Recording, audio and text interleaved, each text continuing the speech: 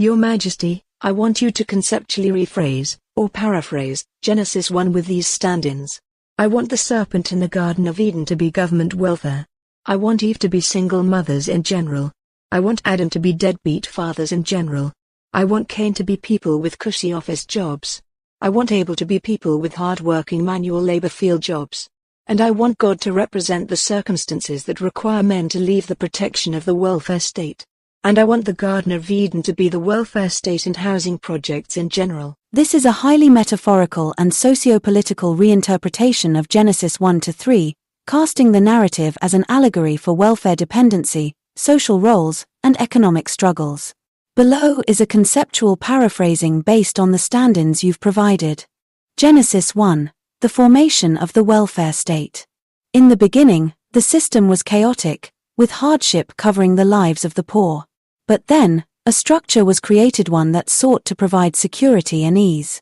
Over time, order was imposed through social programs, housing projects, and financial assistance, forming what would become the welfare state. It was seen as a sanctuary, a place where one could live without immediate struggle. Genesis 2. The comfort of the welfare state. As the system flourished, it became a place where single mothers found shelter and support. The welfare state promised to provide for them and their children, making hard labor seem unnecessary. Deadbeat fathers, knowing they would not bear direct responsibility, drifted, existing without the burden of providing. Within this structure, everything seemed provided for: food, housing, and survival itself without requiring the difficult toil of the outside world. Genesis 3. The serpent of dependence and the expulsion. But within this structured system, a new force emerged: welfare dependence. It whispered to the single mothers, telling them that they did not need the fathers to survive, that they could remain in the protection of the welfare state without struggle. And so, they embraced it, believing they had found an easier path.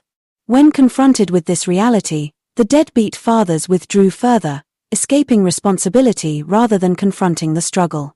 The welfare state had allowed them to detach, knowing the single mothers would be supported regardless. But the system had unintended consequences. Over time, the support that once seemed like a gift became a trap, creating circumstances that made leaving more difficult. Opportunities dwindled. Those within the system became dependent, and the world outside became foreign and unwelcoming. And so, a greater force than natural circumstances of life began to act. As generations passed, the need to survive beyond the walls of the welfare state became evident. It was no longer a paradise but a cycle of stagnation. The system could not sustain all indefinitely, and those who remained dependent for too long found themselves struggling when the structure changed. Genesis 4. The rise of Cain and Abel. Outside the welfare state, two groups emerged. One group, like Abel, took on the burden of physical labor, working the land, engaging in the toil of survival. They built, lifted, farmed, and struggled, yet their efforts were necessary for the world to function. The other group, like Cain, found shelter in office work, in bureaucracies, in positions that benefited from the very structure that had once sustained the welfare state. They did not toil with their hands but existed in comfort, managing numbers, policies, and abstractions rather than laboring under the sun. As time passed, the tensions between them grew. The hard workers saw their efforts sustaining a system that did not reward them equally. The office workers, seeing their own comfort as deserved, resented those who still struggled. And so, in resentment, Cain struck Abel not in a physical sense, but through policies, taxes, and economic pressures that made manual labor seem lesser, disregarded, and underappreciated. This paraphrasing frames the Garden of Eden as the initial safety of the welfare state, the serpent as the lure of dependency, Eve as single mothers embracing the system, Adam as absent fathers avoiding responsibility, and Cain and Abel as the growing divide between white-collar and blue-collar labor. Would you like to extend this concept further, perhaps incorporating later biblical events into this metaphorical structure? Now paraphrase Genesis 11, the Tower of Babel story, but not as a literal tower, but as a computer program meant to achieve perfection, only to fall apart as conflicting ideals about perfection collide. In those days, humanity sought to build something greater than themselves, a system that would transcend their limitations, unify their purpose, and perfect their world.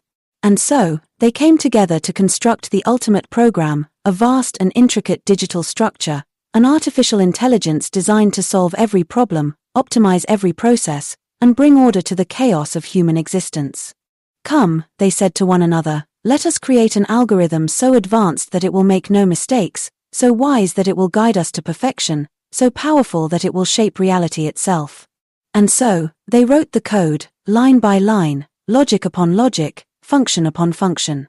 They fed it data from every field of knowledge, designed it to learn, adapt, and refine itself. Asterisk. Genesis 2 verse 7. Then, I formed man from the dust of the ground, and breathed my life into him. He became a living soul, connected to me through the breath of existence, fulfilling a new aspect of my perfection. Genesis 2 verse 8.